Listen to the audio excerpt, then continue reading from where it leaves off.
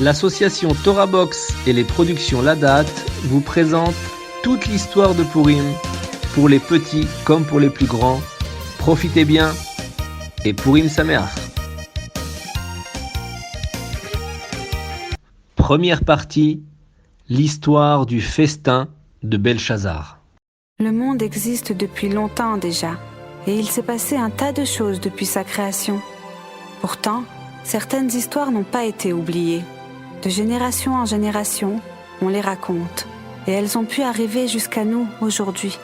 Elles sont toujours présentes dans nos maisons. Voici le récit de l'une d'entre elles. Il fut un temps où la France et l'Italie n'étaient ni puissantes ni connues. Le centre du monde, là où régnaient les grands, était ailleurs. Cet endroit se nommait la Mésopotamie, qui est aujourd'hui le Moyen-Orient. Au centre, à Jérusalem, le Beth Hamikdash, splendide temple construit par le grand roi Salomon, recevait les offrandes des peuples du monde entier. Hélas, le comportement des Juifs entraîna leur perte. Le Créateur du monde laissa les rois de Babel s'emparer du pays d'Israël. Nebuchadnezzar, roi de Babel, après avoir détruit le Saint-Temple, exila quelques 10 000 des plus brillants jeunes gens du peuple humilié vers le nouvel empire, et Babylone devint la ville la plus puissante du Moyen-Orient. Quelques années plus tard, à la suite de son père, sur le trône de la grande métropole, Belshazzar, roi de Babylone, se préparait dans son palais à de grands événements. En effet, chut, le voici qui arrive. Eh bien, maître chambellan, avez-vous terminé les préparatifs du festin? Tout à fait, votre Excellence, ce sera somptueux. Et que dit le peuple de cette grande fête? Il se réjouit, votre Excellence, mais... Mais quoi? Comment dire? Parlez donc, maître chambellan. À vrai dire, votre Excellence, le peuple ne sait pas pourquoi vous organisez un si grand banquet. Voilà une bien bonne question. Faites venir tous mes messagers. Messagers, prenez des notes, je vous prie. Mon cher peuple, moi, Belshazzar, roi de Babylone, j'annonce la fin de la malédiction des Juifs sur nous. En effet, mon illustre père Nebuchadnezzar a conquis et détruit Jérusalem il y a 29 ans, et à cette époque, le Navi juif, Yirmiyahu... Excusez-moi, votre Excellence, mais le peuple ne sait pas ce qu'est un Navi. Dites-leur que c'est un homme qui, de par sa perfection morale, est proche de Dieu et peut annoncer des événements à venir. Et maintenant, cessez de m'interrompre. Donc, le Navi Yirmiyahu avait annoncé que 70 ans après la destruction de Jérusalem et de son temple, le roi de Babylone serait puni, lui et tout son peuple. Or, nos grands savants ont déclaré que votre ancien roi était monté sur le trône voilà 70 ans. Et il ne s'est rien passé de désastreux pour notre pays. C'est là la preuve absolue que Yirmiyahu s'est trompé. Pour fêter cette victoire totale sur les Juifs, j'ai décidé d'organiser un grand festin. Voilà ce que vous annoncerez de par le pays. Que votre volonté soit exaucée, votre majesté.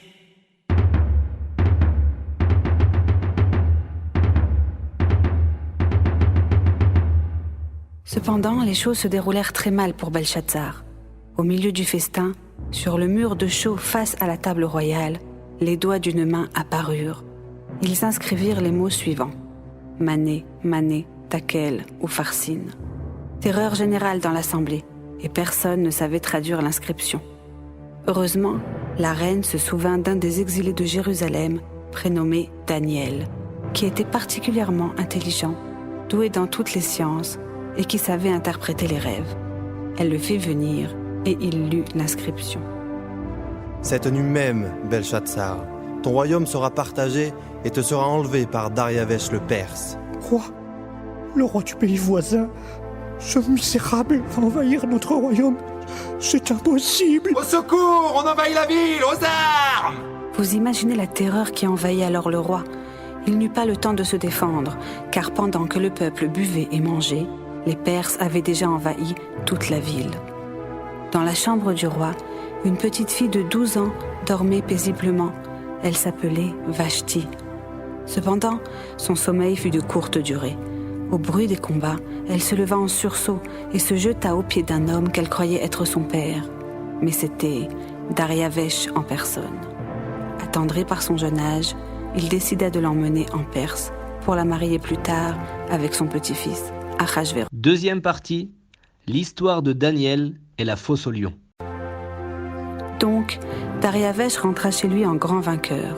Un autre prisonnier l'accompagnait, c'était Daniel, dont il aima tant les conseils qu'il le plaça plus haut que tous ses autres ministres. Alors, comme bien souvent dans tous les royaumes, les conseillers du roi le jalousèrent et projetèrent de le tuer. Leur plan était simple. Ils allaient faire voter la loi suivante. Tout homme qui n'adressera pas toutes ses prières à notre bon roi sera jeté dans la fosse aux lions. Or, Daniel priait Dieu 3 fois par jour, et cette loi n'allait pas l'empêcher de continuer. Il fut vite arrêté et jeté dans la fosse aux lions. Quand le roi apprit la nouvelle, il fut très triste, car il s'était attaché au jeune homme. Dariavesh, roi de Perse, jeûna jusqu'à l'aube, et au petit matin, éploré, se rendit à la fosse aux lions.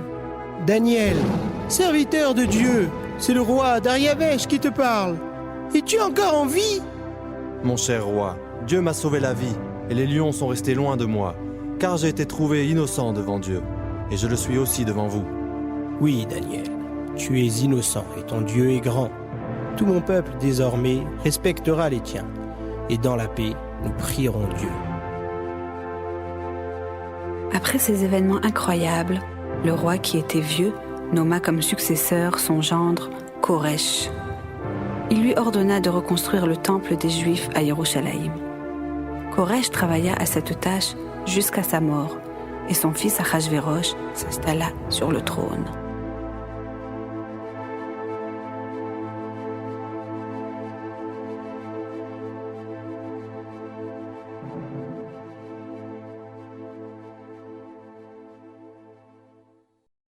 Troisième partie, l'histoire du festin d'Ahasverosh. Au petit matin dans la ville de Shushan, capitale du royaume perse, le roi Ahasverosh était en pleine réunion. Alors, ministre de l'Agriculture, comment vont les récoltes? Bien, votre grandeur, bien. Et la pêche, ministre des Ports, est-elle bonne? Excellente, votre seigneurie, excellente. Parfait. Quelles sont les dernières nouvelles, ministre des Affaires étrangères? Majesté, nous avons reçu des lettres accusant les Juifs de vouloir se révolter. On ne peut plus continuer la reconstruction de leur temple. C'est dangereux. Cher ministre, n'oubliez pas que c'est moi qui décide de tout ici. Et je dis que c'est dangereux et inutile de reconstruire ce temple. Les Juifs m'agacent. Mes précieux astrologues, que disent les étoiles aujourd'hui?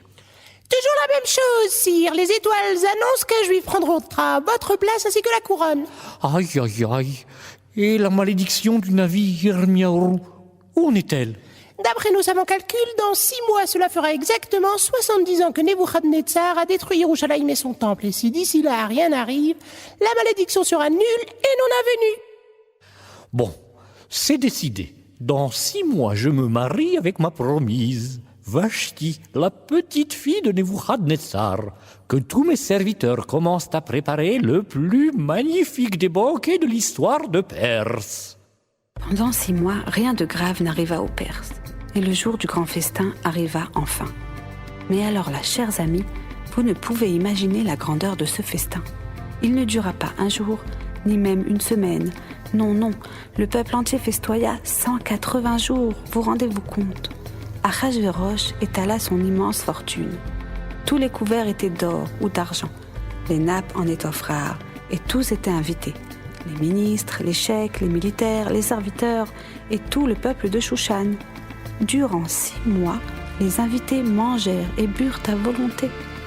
Le vin qui coulait à flots dans les coupes d'or avait l'âge de celui qui buvait.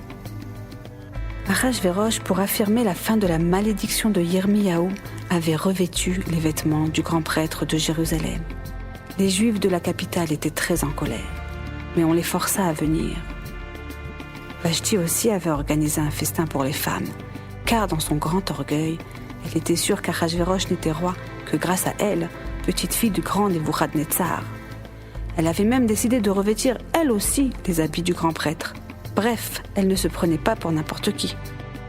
Au début, le festin se déroula tranquillement. le roi s'occupait sérieusement de ses invités. Mais au bout d'un certain temps, Achashvérosh commença à manger et surtout à boire. Si bien qu'il arriva ce qui devait arriver, il se saoula. Et sous l'effet de l'alcool, il ordonna quelque chose de très effronté. Que Vashti, la reine, vient donc, vêtue de sa couronne, danser devant nous. Vous plaisantez, Majesté? Mais pas du tout. Elle est très très belle. La réaction de la reine fut terrible. Quoi? Danser devant les nobles? Le roi est-il donc si stupide? J'enrage! À quel toupet! Allez lui dire que dans la maison de mon père, il aurait tout juste été bon pour nettoyer les écuries. Dites-lui donc aussi que mon père pouvait boire 10 fois plus que lui sans donner d'ordre aussi stupide. Le palais tomba dans un lourd silence. La situation était délicate. Vashti était passible de la peine de mort pour avoir désobéi au roi. Mais Achashvérosh l'aimait et regrettait déjà ses paroles. Ses conseillers qui le connaissaient lui conseillèrent donc d'épargner la reine. C'est alors que Haman, le nouvel Achashdarpenaya, se leva. Roi, mon grand roi, vous vous égarez à vouloir épargner une effrontée comme Vashti. Elle ne vous apportera que des soucis. Regardez, dès demain, elle mettra en place un MLF. Un quoi?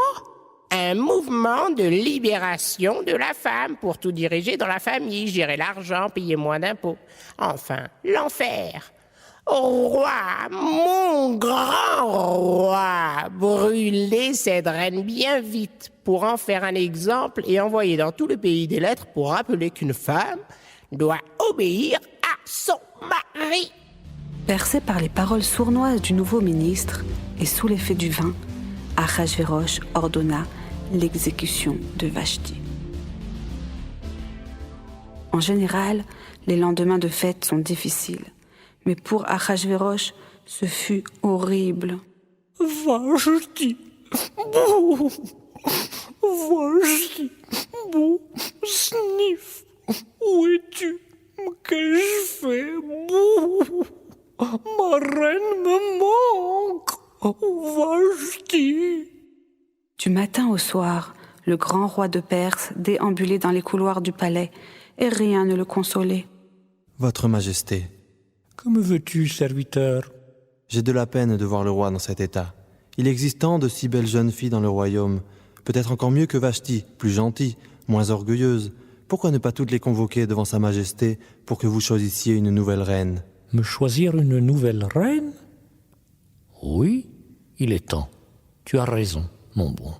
Qu'on envoie chercher pour le roi les plus belles filles du royaume. 4e partie. L'histoire de la reine Esther.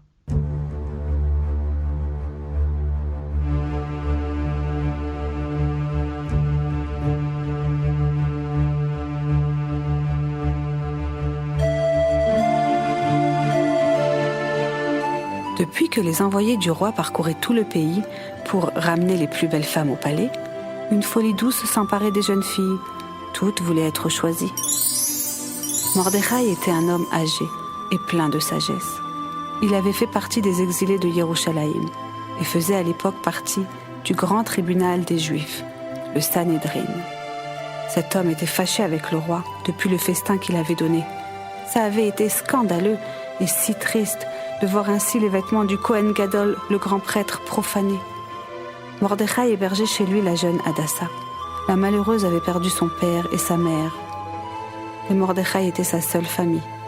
Hadassa était d'une beauté rare, et depuis l'édit du roi, elle se cachait. Elle avait peur d'être emmenée vers le harem du roi et de ne plus pouvoir revenir vers ses proches.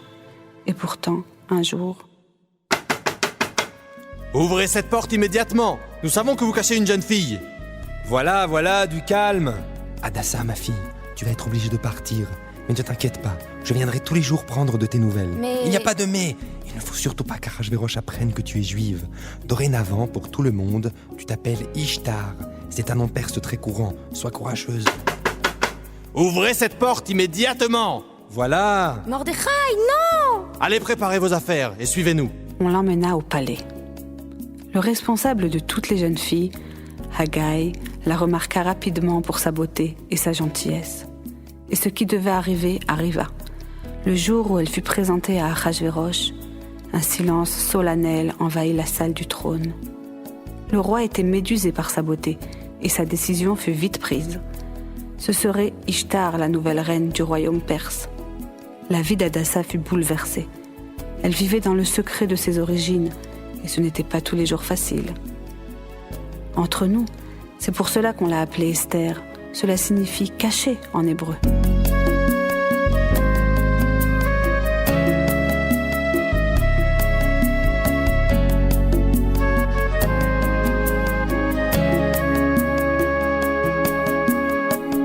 Son tout premier prénom est Hadassah. Il rime avec douceur et distinction. Élevée par son oncle dans sa maison, si discrète qu'on ne la voyait pas. Chassée de son pays par les puissants, elle n'oublie pas sa ville, Jérusalem. Annonce que le roi veut une reine. La plonge alors dans un très grand tourment. Venez entendre l'histoire de la dame aux plusieurs prénoms. Dans toutes les histoires, elle est signe de bénédiction.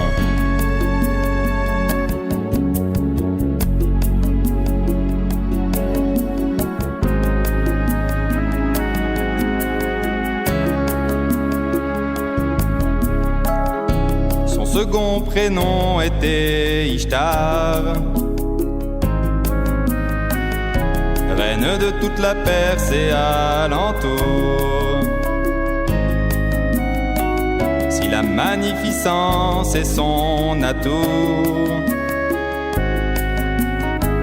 elle est mélancolique quand vient le soir. Renaît d'une façon unanime. Elle risque pourtant de perdre la vie. Sans être convoquée, elle surgit pour dénoncer Haman et tous ses crimes.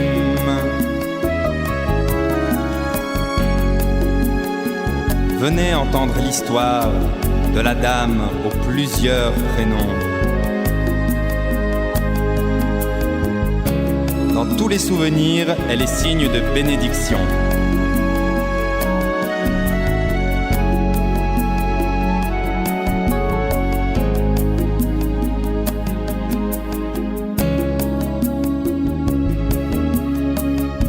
Enfin, Esther est son dernier prénom. C'est dans un grand secret qu'elle a dû vivre. Elle ne pouvait pas prier dans un livre. Sur elle reste un mystère, une allusion. De toutes ses forces, elle a lutté pour que son peuple vive enfin tranquille. Qu'à son pays on ne soit jamais hostile. Et ce malgré son choix de vie forcé.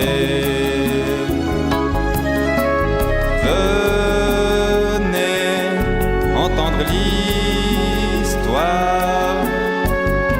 de la dame aux plusieurs prénoms.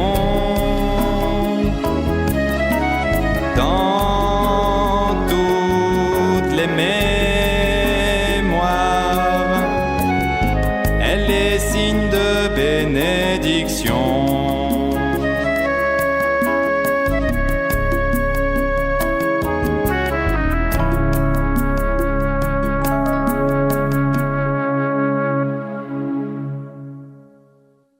Ishtar, ma chère reine, mes conseillers se sont plaints. Personne dans le palais ne sait d'où tu viens, et les mystères ne sont jamais bons dans un royaume.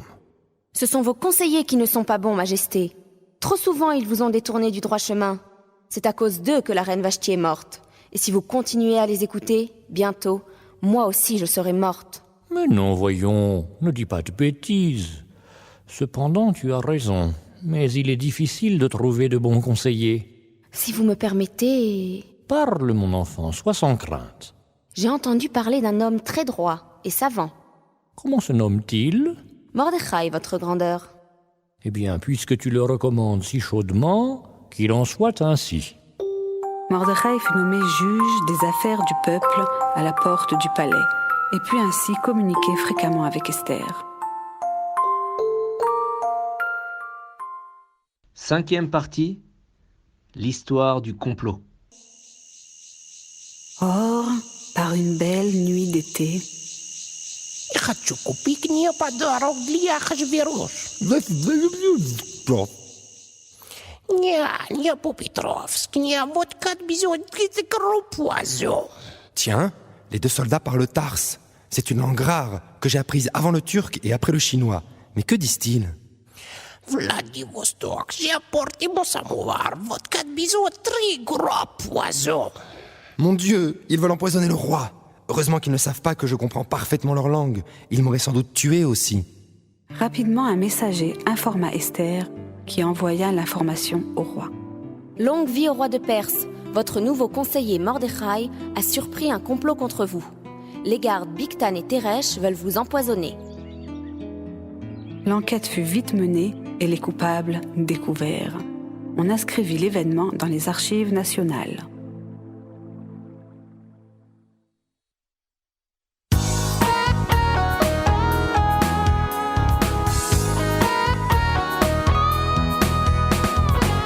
Moi l'exilé d'Israël, depuis la chute du temple, je vais de pays en pays comme un orphelin. Mais alors que j'habitais dans ma très chère contrée, en tant que grand juge, il m'a fallu apprendre l'anglais, le grec, le russe, le perse et le roumain. Car voici je suis un polyglotte. L'anglais, le grec, le russe, le perse et le roumain, l'espagnol.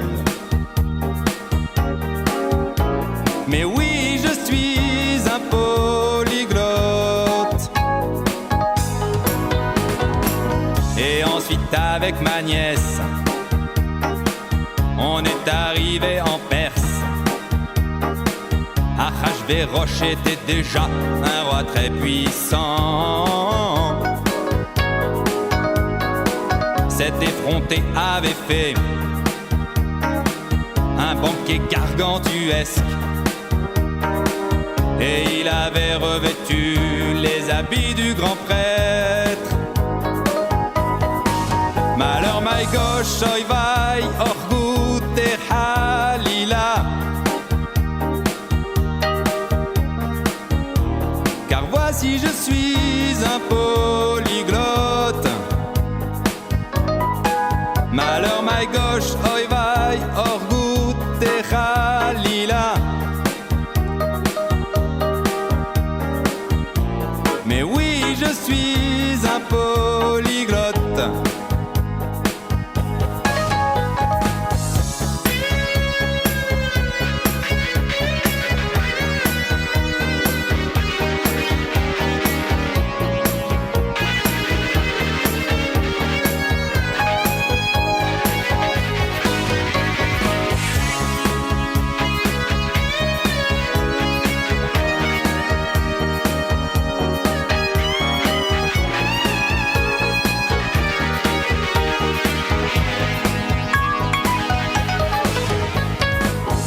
Maintenant qu'Adassa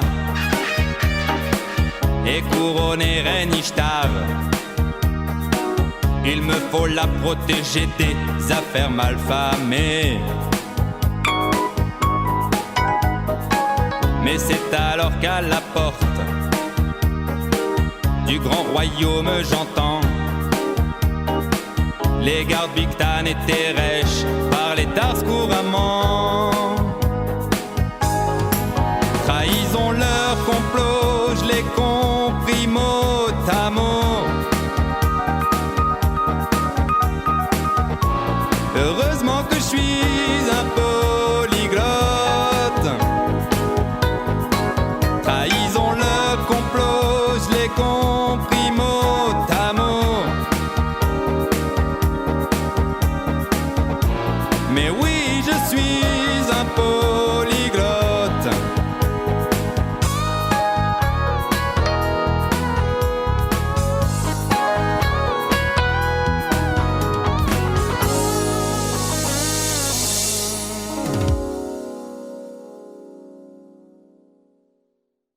Sixième partie, l'histoire d'Aman. Après ces événements, Achashvérosh décida de faire de l'ordre dans l'organisation de sa cour. Il est bon, en effet, pour un roi, de montrer à ses conseillers que lui seul décide comment gérer le royaume. Or, le conseiller le plus mielleux, celui qui complémentait le plus le roi, se nommait Aman. C'était lui qui avait encouragé la mise à mort de Vashti. Et puis, il présentait bien, il était ambitieux.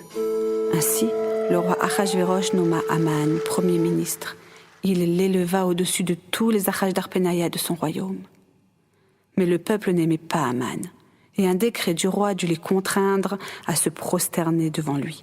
Quiconque rencontrait le commandeur des Achashdarpenaya, Aman, devait se prosterner à terre et le saluer avec toutes les plus grandes marques de respect.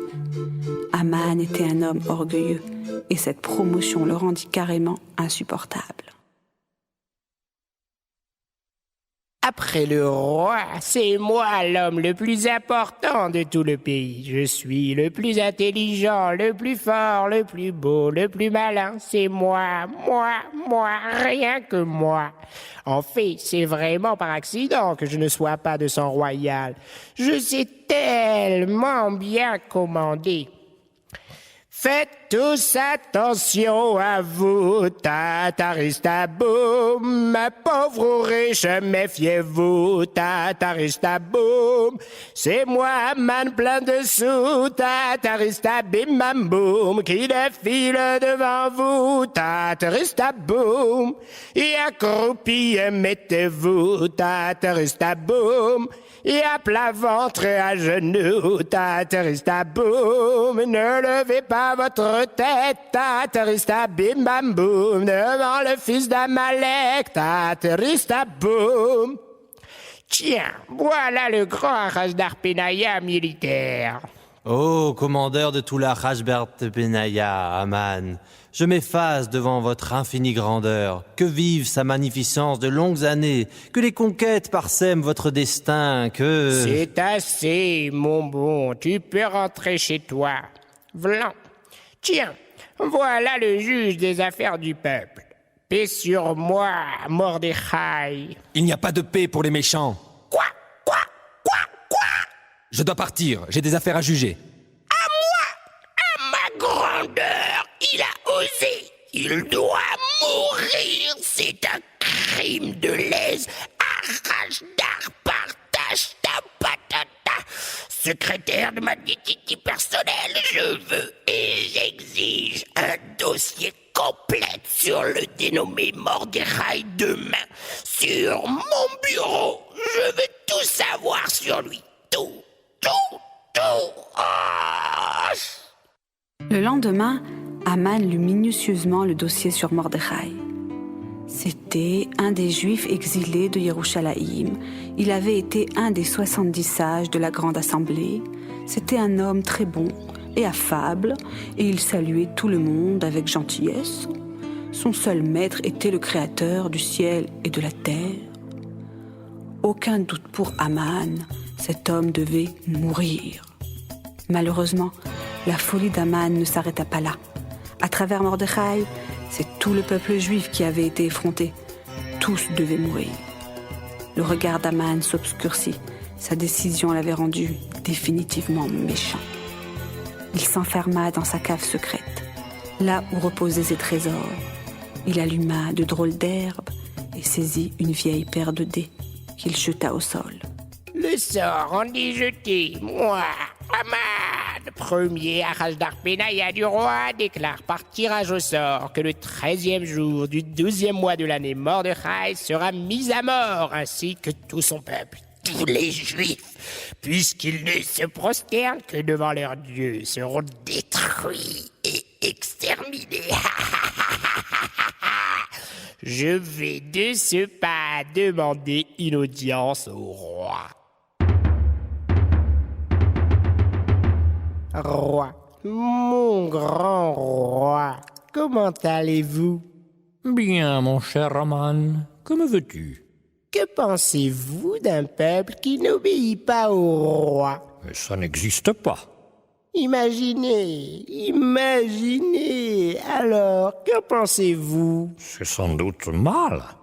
Et que pensez-vous d'un peuple aux coutumes étranges et différentes des nôtres? Mais ça n'existe pas. Imaginez, mon roi. C'est bien dérangeant. Et si ce peuple était éparpillé, dispersé dans tous les pays de ton empire? Mais ce n'est pas le cas. Mais imaginez donc. Il faudrait agir. Roi, mon grand roi, j'ai une mauvaise nouvelle à vous annoncer. Quoi? Ce peuple existe bel et bien. Non. Si. Pas possible. Et pourtant, si. Si vous vous souciez du bien-être de l'Empire, il est de votre devoir de les exterminer. Exterminer tout un peuple? Allons, je suis responsable de mes sujets. Et disons, si je voulais acheter 10 000 lingots d'argent pur, hein? Ahasverosh, loin d'être bête, avait compris qu'Aman parlait des enfants d'Israël. Et en fait, il avait peur de la prédiction de ses astrologues, qui lui avaient annoncé qu'un juif porterait sa couronne. Garde ton argent, prends mon sceau royal et agis comme bon te semble. Aman avait déjà tout préparé. Les ordres furent envoyés de par tout le royaume, depuis Shushan jusqu'aux provinces les plus reculées. Ordre était donné de par le roi de détruire, exterminer et anéantir tous les Juifs, jeunes et vieux, enfants et femmes, en un seul jour, à savoir le 13e jour du 12e mois, et de faire main basse sur tous leurs biens. Trop heureux de réaliser son rêve, Aman proposa au roi de trinquer. 7e partie, l'histoire de la prière qui s'élève. Le premier homme au courant du malheur fut Mordechai. La nouvelle le frappa violemment. Il se sentait responsable des Juifs de Shushan. Toute la communauté l'appréciait et il donnait régulièrement des cours aux grands et aux petits. Qu'allaient-ils tous devenir? Désespéré, Mordechai déchira ses vêtements en signe de deuil. Il décida d'aller voir chaque famille juive de la ville pour l'encourager à prier. Ainsi, une seule et unique voix s'éleva des maisons juives. Et progressivement, cette voix s'amplifia dans toute la ville. Elle sautait de toit en toit, chaque fois renforcée par d'autres voix qui priaient. Cette prière unique grandit tant et tant qu'elle arriva au palais du roi. La reine Ishtar était en train de se faire coiffer par une de ses suivantes. « Reine, entendez-vous cette rumeur qui plane ?»« Oui, elle me rappelle quelque chose, mais quoi ?»« Cela ressemble à une plainte ou à un pleur ?»« Ça y est, j'entends plus distinctement. C'est un verset de la Torah qui est chanté. Dans ta détresse, quand toutes ces choses t'arriveront, tu retourneras vers Hachem et tu écouteras sa voix. » Mon Dieu! Un grand malheur s'est abattu sur les Juifs. Il n'y a qu'un événement tragique qui peut expliquer une prière si intense. Ma reine, dans toute la ville, un ordre royal concernant les Juifs est affiché. Oui? Ordre est donné à tous leurs ennemis de les anéantir. Quoi? Que dis-tu? Comment est-ce possible? Mon Dieu, je défaille! Allez donc chercher Daniel. Attar, le conseiller de la reine qui n'était autre que Daniel, au service des rois de Babel, arriva. Vite, presse-toi. Va trouver mon oncle Mordechai. Demande-lui ce que nous pouvons faire. Attar chercha longtemps, et alors qu'il se décourageait, il vit sur la place du marché un homme, assis par terre, recouvert d'un sac de toile, en grand deuil, le visage noirci par la poussière. Il reconnut difficilement Mordechai. Mordechai, c'est la reine qui m'envoie. Pourquoi es-tu ainsi couché dans la poussière? Relève-toi donc, remets tes vêtements de grand juge. Durant toute la journée, Daniel fit des allers-retours entre Mordechai et Esther. Chère Hadassa, tu es maintenant reine, la reine Ishtar. Le moment est venu pour toi de dévoiler la vérité. Haman a abusé le roi, et ordre est donné de par tout le royaume d'exterminer notre peuple. Va chez le roi, dévoile enfin tes origines, et demande ta vie puis la nôtre au roi. Va vite! Cela m'est impossible. Toute personne qui se présente devant le roi, sans y avoir été invitée, est exécutée sur le champ, à moins que le roi ne lui tende son sceptre d'or. Or, mon oncle, cela fait plus de 30 jours que je n'ai été convoquée devant le roi. Attendons qu'il m'invite, et alors je plaiderai en notre faveur. Hadassa, tu commets une grave erreur. Ne t'imagine pas être protégée parce que tu es la reine. Si aujourd'hui tu te tais, demain nous serons sauvés d'une autre manière. Et qu'adviendra-t-il de toi? Crois-tu vraiment que le maître du monde abandonnera ainsi notre peuple? Mais toi, reine Ishtar, seras-tu toujours sur le trône pour être épargnée? Tu as raison. Rassemble tous les Juifs de la ville, et jeûnez pendant 3 jours. Reconnaissez vos fautes devant le souverain juge, que notre Créateur nous garde de tout mal.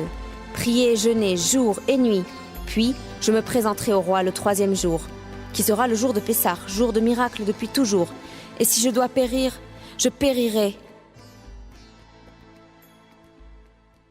Impressionné par le message d'Ishtar, Mordechai organisa lui-même le jeûne dans la synagogue de la ville. De jour comme de nuit, elle ne désemplissait pas. Il y avait les riches et les pauvres, les grands et les petits, les intelligents et les plus simples. Tout cela venait pour la même raison, reconnaître leurs défauts, s'excuser de leur méchanceté et prier pour pouvoir encore chanter les grands faits de leur souverain maître.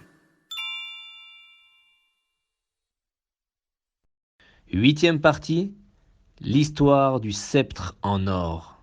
Le 3e jour du jeûne était Pessah. Ishtar se lava et revêtit ses vêtements royaux. Elle mit des babouches en or, une robe de la soie la plus fine ornée de pierres précieuses d'Afrique et des tuniques serties de joyaux.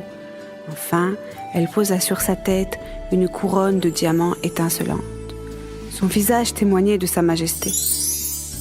Les 3 jours de jeûne et de prière lui donnaient un air d'ange. Sa beauté ainsi que sa détermination la faisaient briller comme le soleil.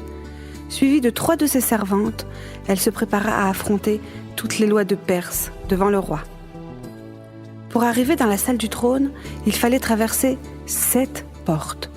Ishtar rentra avec tant d'assurance que les gardes ne l'arrêtèrent pas.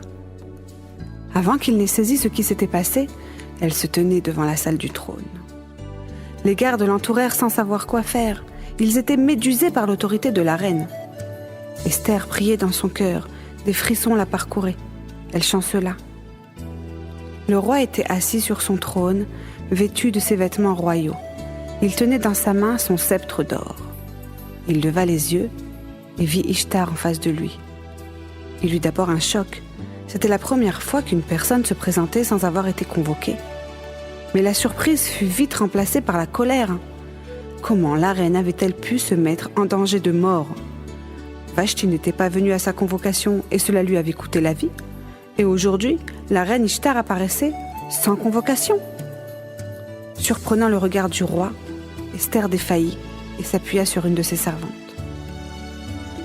Un silence de mort pesait sur la salle. Les ministres étaient pétrifiés et n'osaient intervenir. Les gardes, eux, attendaient la confirmation du roi pour tuer Ishtar. La reine les entendit murmurer entre eux. Ils parlaient déjà de se partager ses bijoux. Le roi détourna la tête et les gardes comprirent qu'ils devaient exécuter la reine. Soudain, le visage d'Achashvérosh se tourna vers Ishtar, comme sous l'effet d'une gifle. Il la regarda et se calma. Observer sa beauté sereine l'apaisa. En souriant, il tendit vers elle son sceptre d'or. Qu'as-tu, reine Ishtar? Pourquoi t'es-tu mise en danger de mort pour venir jusqu'ici? Pourquoi sembles-tu si faible? À chacune de vos questions, je répondrai, Majesté, mais pas maintenant. Je voudrais vous inviter à un repas dans mes appartements, vous et Aman. Eh bien, qu'il en soit ainsi. Ishtar avait frôlé la mort, mais la première partie de son plan avait marché. Le moment du repas arriva, Aman et Achashverosh s'annoncèrent. Alors, Reine Ishtar, que désires-tu? Jusqu'à la moitié du royaume, je t'exaucerai. Si j'ai trouvé grâce aux yeux du roi, et si le roi juge bon d'accéder à mon désir, que le roi et Aman viennent une seconde fois à un autre repas. Demain, je ferai ma requête au roi.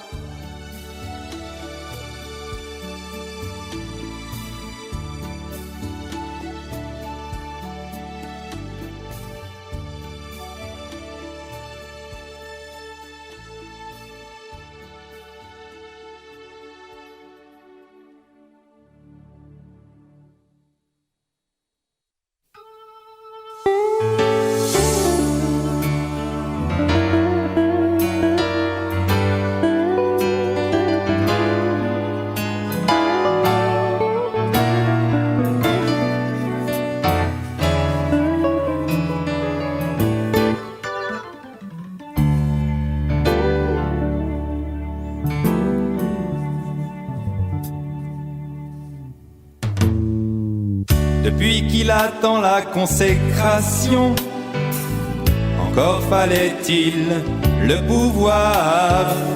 Déjà petit, son père lui dit « Sois bon », encore fallait-il le vouloir. Enfin assis sur le trône de sa vie, aussi fallait-il le garder. Avec Vashti assise tout près de lui, mais allait-elle y rester? Achashverosh, sacré Achashverosh, qu'y a-t-il dans sa tête? Il pense qu'à faire la fête. Alors, ministre de l'Agriculture, comment on les récolte? Sacré Achashverosh, qu'y a-t-il dans sa tête? Qui pense qu'à faire la fête? C'est moi qui décide de tout. Et quand Ishtar apparaît devant lui, d'un coup il tombe sous son charme. Mais d'où vient-elle? Elle ne lui a pas dit. Il ne voit pas ce qui se trame. Ce mariage plutôt original, Esther va prendre un tas de risques devant le roi contre Aman, son vassal, pour que son peuple existe. Alors, ministre de l'Agriculture, comment vous les récoltez? Sacré Achashverosh, qu'y a-t-il dans sa tête? Il pense qu'à faire la fête. Je suis de mon Achashverosh, sacré Achashverosh, qu'y a-t-il dans cette tête? Qui pense qu'à faire la fête? Et la pêche, ministre des Ports, est-elle bonne? Mon grand roi. Bonsoir, serviteur du roi. Ishtar, pourquoi m'as-tu fait donc cela? Bien évidemment, votre majesté. Il n'y a pas de paix pour les méchants. Que veux-tu, ma chère Esther? Parle, sois sans grâce. Serviteur, viens donc par ici. Je suis un roi très très intelligent, je ne comprends pas ce qu'il chante. Achashverosh, Oui, sacré Achashverosh, je suis tombé de mon qu'y royaume. a-t-il dans sa tête? Je n'arrive pas à me rendormir. Il pense qu'à faire la fête. Badadadada, Achashverosh. As-tu compris? Pardon, bien, olé.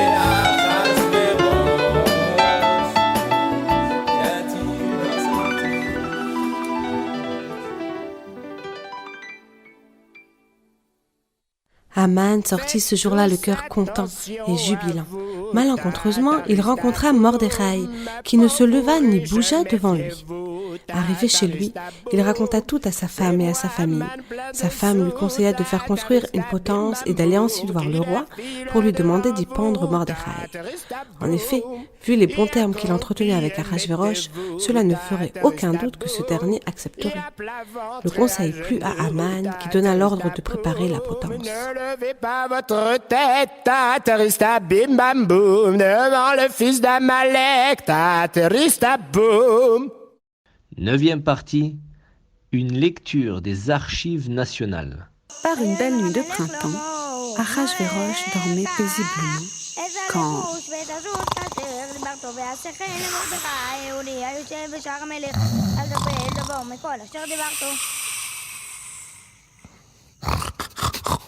Oh, au secours à mes aïeux. Quel horrible cauchemar. Hors de question de me rendormir, j'ai trop peur. Quelle horreur. C'était bien Aman.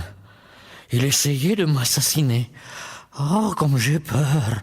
Serviteur, serviteur, où êtes-vous donc? Oui, votre majestueuse majesté? Je suis tombé de mon royal lit et je n'arrive pas à me rendormir. Venez donc me lire les archives nationales. À vos ordres, majestueuse grandeur. Le 8e mois, jour 1er, le roi se lève de bonne humeur, puis le roi prend son petit déjeuner. Non, pas ce jour, il est ennuyeux, un autre. Le 3e mois, jour 4e, une réunion s'organise autour du roi au sujet de l'augmentation des revenus du personnel du palais. Non, autre chose. Le 10e mois, jour 2, attentat perpétré sur la majestueuse personne du roi. Quoi? Un attentat? Lisez donc. Attentat perpétré par Bigtan et Teresh. Malgré les demandes de grâce faites par Aman, les coupables sont pendus. Le complot a été déjoué par Mordechai. Tiens, mais je ne le savais pas. Et comment a été récompensé ce fidèle et loyal sujet? Il n'est nulle part fait mention de récompense. Demande de grâce de la part d'Aman. Tiens. Aman, impatient d'en finir avec Mordechai, se présentait dès l'aurore dans les suites royales. Mais qui donc est là? C'est moi, Aman, votre majesté. Eh bien, il ne manque pas de culot. Oh, cela me rappelle mon cauchemar. Roi, mon grand roi, quel plaisir de vous voir. Votre magnificence s'est-elle bien reposée? Majesté, si j'osais, je vous dirais que vous êtes le phénix du haut de ces bois. Vous resplendissez. Ah oui? Mais certainement, le pouvoir vous va à ravir. Dis-moi, puisque tu es là, donne-moi donc un conseil. Quel honneur, quelle joie, je suis tout oui. Je désire honorer un de mes fidèles sujets. Quelle est la meilleure manière de le faire, hein? Mon heure de gloire est arrivée. Voyons, pour votre homme, il faudrait les vêtements du roi et le cheval du roi. Voyons, du jour du couronnement, voilà, qu'il soit préparé et habillé par un des ministres du roi. Voilà. Puis, en une belle procession, ce ministre clamera devant lui à travers toute la ville. Ainsi sera-t-il fait à eux, à l'homme Tataristaboum, que le roi désire honorer, Tataristaboum. Durant son discours, Aman avait complètement oublié qu'il se tenait devant le roi. Il s'était mis à danser et regardait avec envie la couronne. Achashverosh eut soudain peur d'Aman. Il comprit qu'il avait en face de lui un ennemi, et dire que Mordechai lui avait sauvé la vie. Aman, toi qui as l'air de prendre tellement à cœur cet honneur, apporte la couronne de Macédoine que les habitants de Kraïn m'ont offerte le premier jour de mon règne. Va chercher la belle épée dont les sujets éthiopiens m'ont fait cadeau. Prends le manteau que les citoyens d'Afrique m'ont offert. Va chercher le cheval que j'ai chevauché le jour de mon couronnement, le cheval après à Misragaz. Apporte le nécessaire à Mordechai et n'omets rien de tout ce que tu as dit. Que qui? Quoi? Et quoi? Pardon, votre royauté? Qui? Mordechai? Quel Mordechai? Je te parle de Mordechai, le juif. Mais il y a beaucoup de juifs qui s'appellent Mordechai, le juif, celui qui siège à la porte du roi. Ah oui, un dernier détail. Crie bien fort. Ainsi sera fait à l'homme que le roi veut honorer. Cela m'a bien plu. Mais comment? C'est possible? C'est pas possible! Impossible! Aman était paralysé, mais déjà les gardes l'emmenaient vers les écuries pour qu'il prenne le cheval du roi. Tel une marionnette, il alla trouver Mordechai, il l'habilla et l'installa sur le splendide cheval. Aman était pâle comme un mort, il agissait comme une machine. Après avoir fait le tour de la ville, il rentra chez lui et sa femme eut du mal à le reconnaître tant il était recourbé et désespéré. Il lui raconta tout.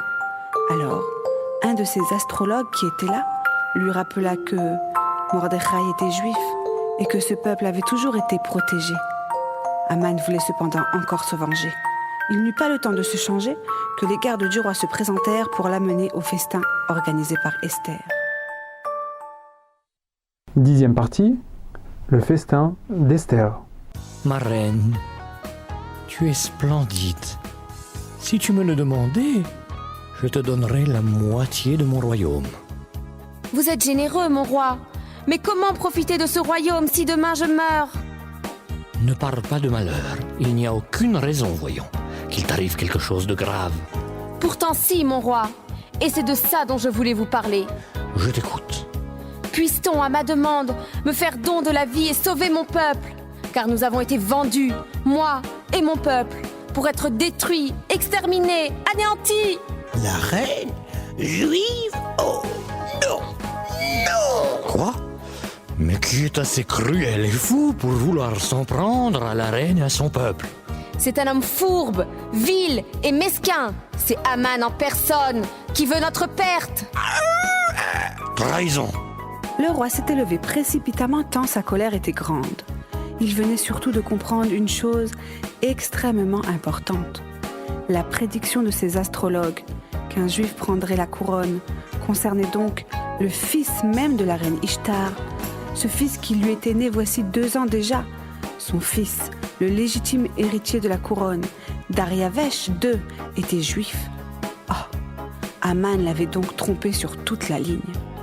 Pendant ce temps, Aman, à genoux devant la reine, s'agrippait à sa jupe et essayait d'obtenir sa grâce. Le roi entra à ce moment. Traître! Non seulement tu veux la couronne, mais en plus, tu soudoies la reine? J'enrage! Majesté, pardon de vous déranger, mais la potence qu'Aman a dressée pour Mordechai est prête. La potence? Pour Mordechai? Je comprends tes intentions infâmes. Eh bien, on va l'utiliser, ta potence. Aman fut pendu sur la potence qu'il avait lui-même construite pour Mordechai. Et la fureur du roi s'apaisa.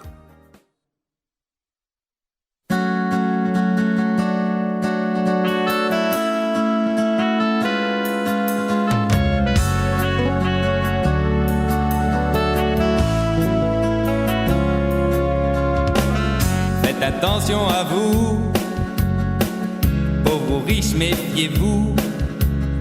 C'est moi, Aman plein de sous, qui défile devant vous. Accroupi, mettez-vous, à plat ventre, à genoux. Ne levez pas votre tête devant le fils d'Amalek. Arour, Arour Aman,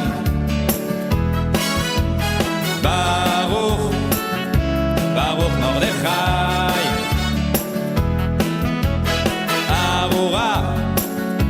Arura Zeresh.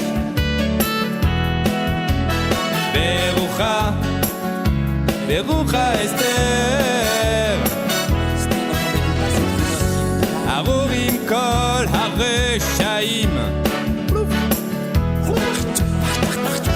Beruchim kol Israel.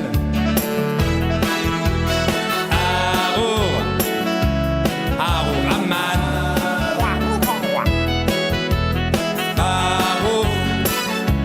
Baruch Mordechai.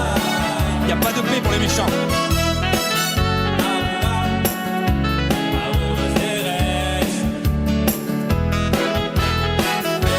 Arurim kol hareshaim. Beruchim kol Israel. Arur Aman.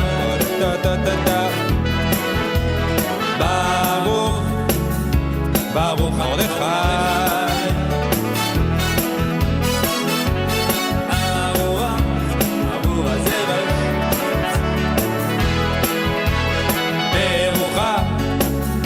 Berucha Esther. Arurim kol hareshaim.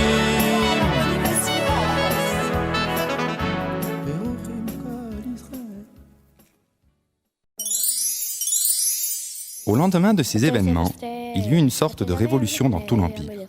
Les Juifs, qui étaient condamnés à mourir, se retrouvaient soudainement libres et protégés par le roi. Mordechai fut nommé Premier ministre et le roi, s'étant réconcilié avec les Juifs, accordait toute sa confiance à Mordechai. Il dormait sur ses deux oreilles. Bref, c'était le monde à l'envers. Mordechai habitait dans la maison d'Aman et envoyait des lettres dans tout l'Empire pour annuler la mise à mort des Juifs. Certains fidèles d'Aman refusèrent ce renversement.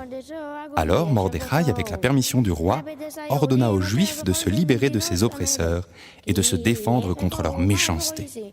Ainsi, le 13 Adar, au lieu d'être tués, les Juifs tuèrent leurs ennemis et s'en retournèrent chez eux en paix.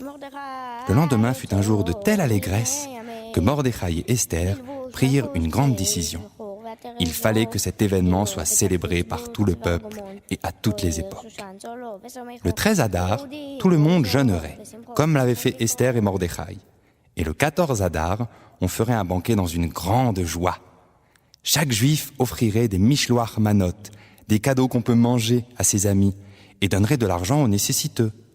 La décision fut acceptée par tous, qui ce jour-là se sentirent heureux d'être ensemble. Cette grande fête fut nommée Purim, à cause du tirage au sort qu'avait fait Aman. Enfin, Esther et Mordechai décidèrent de mettre par écrit tous les événements qui s'étaient déroulés.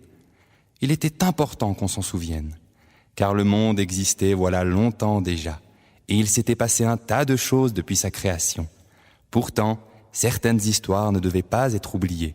De génération en génération, on les raconterait, et elles devaient arriver jusqu'à nous aujourd'hui.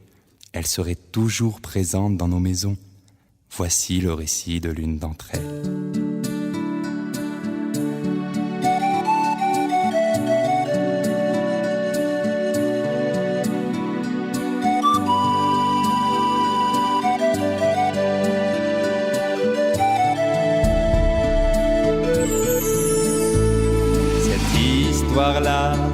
Cette histoire-là n'est pas venue comme ça. Le hasard, y en a pas. Le monde est bien trop beau pour ça. Et tout autour de nous,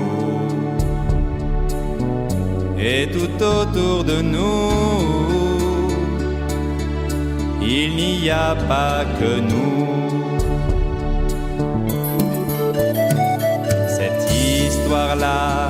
Cette histoire-là montre comment un roi n'impose pas toutes ses lois a quelque chose qui le dépasse. Et tout autour de nous, et tout autour de nous, il n'y a pas que nous. Cette histoire-là s'adresse à toi, s'adresse à moi, qu'on n'oublie pas que le monde a son roi. Cette histoire-là s'adresse à toi, s'adresse à moi, qu'on n'oublie pas que le monde a son roi.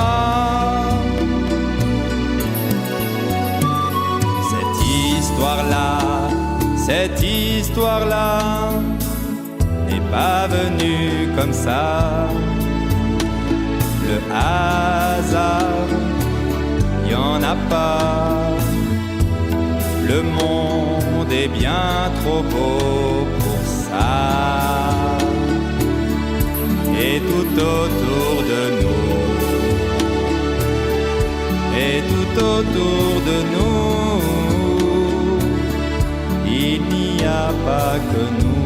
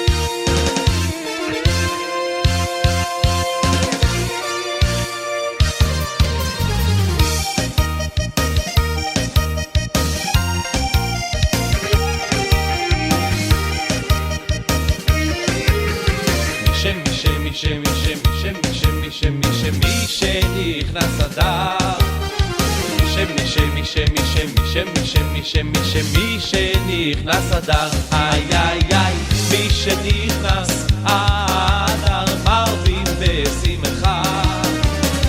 מי שנכנס אדר, מרבים בשמחה. אוי מי שנכנס אדר, אוי מי שנכנס אדר, איי איי איי, מי שנכנס אדר מרבים בשמחה. מי שנכנס אדר מרבים בשמחה.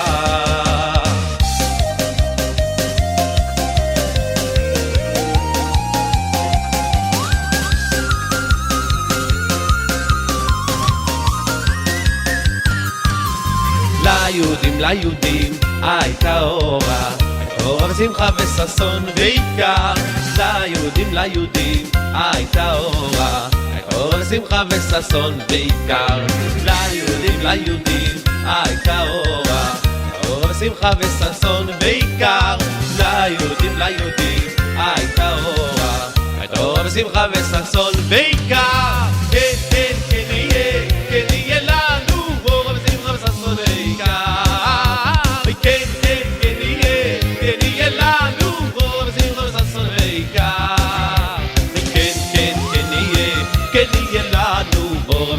ששון ועיקר. כן כן כן יהיה לנו אור ושמחה וששון ועיקר.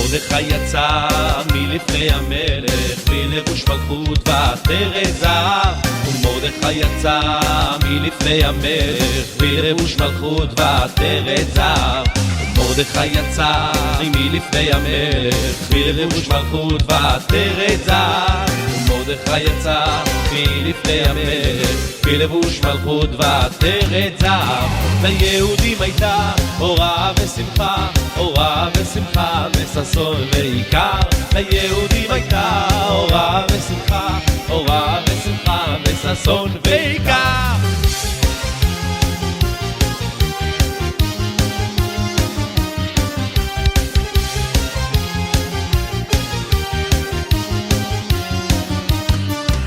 ליהודים הייתה אורה ושמחה אורה ושמחה וששון ועיקר ליהודים הייתה אורה ושמחה אורה ושמחה וששון ועיקר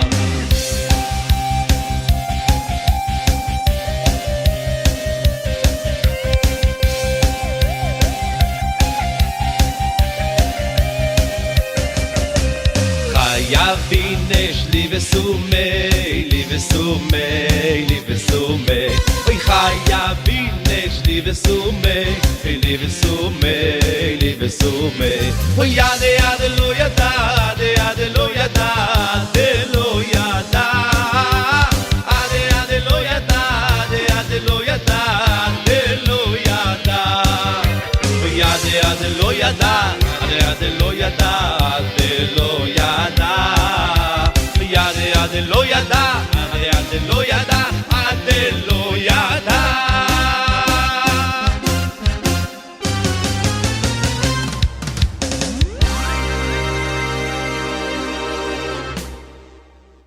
L'équipe Torah Box et tous ses rabbanim vous souhaitent un chaleureux Purim Sameach, une joyeuse fête de Purim dans la joie pour vous et vos proches.